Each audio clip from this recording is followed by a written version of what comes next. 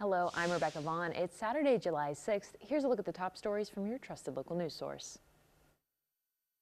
It was kind of weird, and a couple ambulances sitting out here. We didn't know what was going on.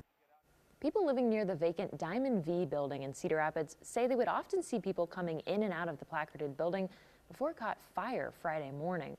First responders say they received the call around 6:20 Friday morning. Now, when they arrived, firefighters say they saw people evacuating and were told more were inside.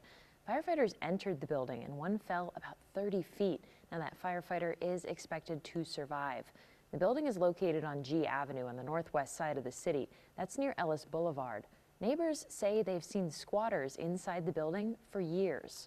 Property records show the Cedar Rapids Development Group purchased the building last year. That's the group looking to bring a casino to the area.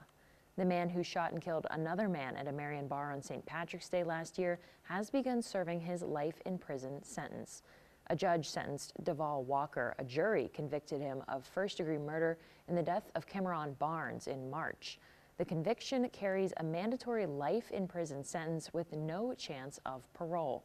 During Friday's sentencing, Walker vowed to appeal. Statements from friends and families of the victim say Walker showed no remorse. Walker responded, saying those statements would not faze him. His attorneys made one last plea for a retrial.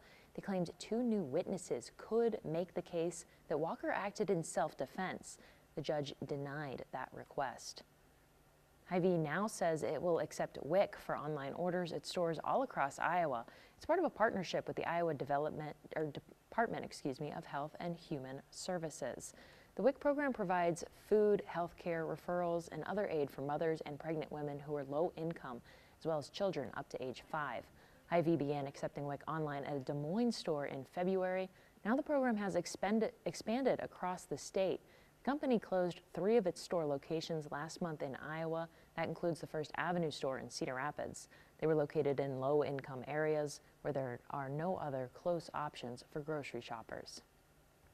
The Army Corps of Engineers says more locks and dams are now closed along the Mississippi River due to flooding. The lock in Dubuque and Fulton, Illinois closed Friday. That's in addition to 3 other locks. The river is expected to crest at 22 feet. The closures will impact shipping on the Mississippi.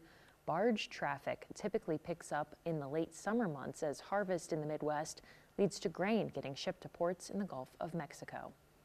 The city of Cedar Rapids says protection measures will stay in place due to possible flooding on the Cedar River. It is expected to rise over the next few days. Now, according to the National Weather Service, the river is at around 10 feet right now. It's expected to crest at 12 feet on Monday. The city says it does not expect any impacts to homes or businesses.